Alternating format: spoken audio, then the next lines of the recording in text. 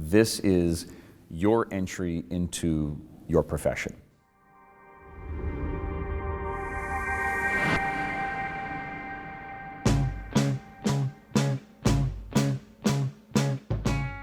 Back in the early 70s, dental students were the only healthcare discipline that didn't have an organization in place. There were a multitude of issues going on where the students felt that they need to organize to protect their interests and advance their rights. A lot of the faculty, a lot of my faculty were either retired military or part-time.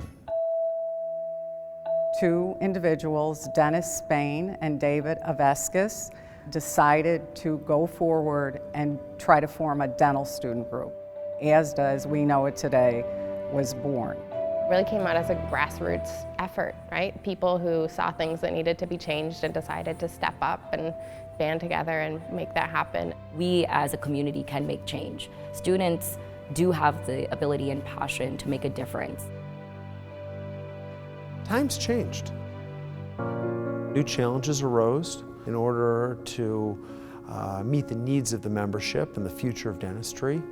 It had to change. In 2003, we were in the red. I think a lot of people wondered if ASDA would even exist past 2004. And I was hired to come in and assess the status of the organization and reinvent it. And I watched how this association, which was respected and something we would all be proud of, then transformed to an entirely different level.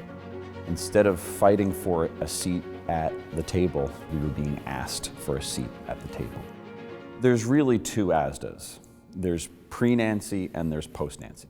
We're learning how to govern better. We were learning how to be able to fund ourselves and enhance leadership development for all of our members. And she took it from the brink of disaster to something that is literally changing the way that all conferences and all organizations run.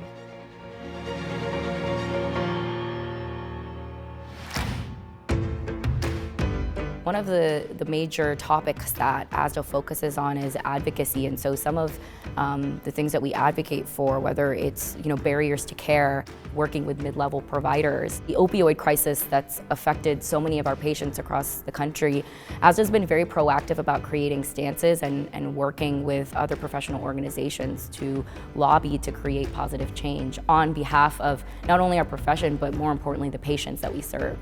In 1999, ASDA joined with the American Dental Education Association to coordinate the first Dental Student Lobby Day, where we trained students to lobby, take issues to Capitol Hill. Since then, in 2017, we've grown to where Lobby Day is now a joint effort with the American Dental Association. Nobody is talking about things the way that ASDA does. Nobody is tackling issues the way that ASDA does. If we're going to make sure that the dentist's way of life, that the dental profession maintains its integrity and respect in the community, if we're going to maintain the rights and safety for our patients, we need dentists to be able to drive those conversations. ASDA was a big component of going in and trying to tackle live patient licensure even in the 80s and 90s. It's been something that we've been working on for years. We've seen a lot of progress over the last 5 years, and I think the biggest thing ASDA is doing right now is working with other associations, so the ADA and ADIA on the Coalition for Modernizing Dental Licensure. The purpose is twofold. One is to discuss and eliminate the patient-based portion of our licensure process, and the second is to increase licensure portability and professional mobility for dentists. And it's been incredible to see that this conversation has been ongoing for decades, but in the past 5 years, we have probably made the most strides that we have in decades. I believe licensure will finally change. We will finally see an end to what I consider the greatest human rights issue in the health professions today. It's amazing to see the work of ASDA staff, as well as the collaboration amongst other professional organizations. And it really shows us that with a united front and a unified voice, we can really make strides and change. In 2012, we developed our first National Leadership Conference, and we had about 388 students attend. 2019, we have 840.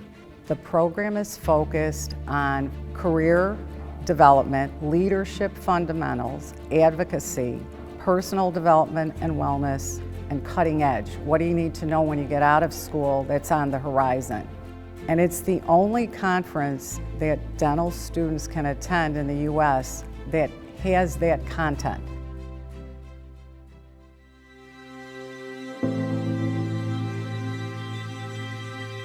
So 1 week, dental schools were operating under normal conditions. And it seemed like in 24 hours, the whole world changed.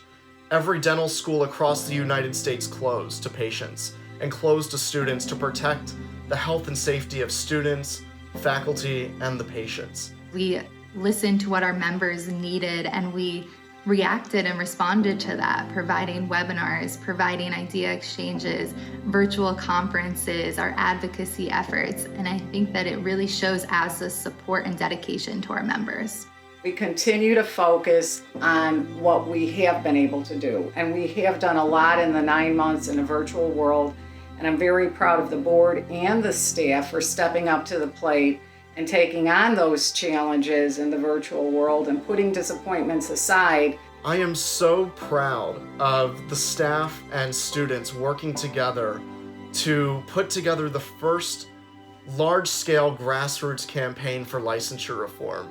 ASDA spearheaded this strategy, and it was really the first of its kind. We had students working in every single state, as well as DC and Puerto Rico, to work with their state dental boards and state dental associations to create that meaningful change on the state level. And I'm pleased to share that 42 states made some sort of change for the class of 2020. We were so excited to see those changes this year, and ASDA really led the effort on the licensure reform strategies this year, and we'll continue doing that moving forward so that some of these temporary changes in 2020 can be implemented for the class of 2021 and beyond. We have a mission statement for our diversity and inclusion initiative. We're really focused on striving to reflect the underrepresented students and their challenges and how they're interfacing in the organization. We want to identify what barriers they're experiencing.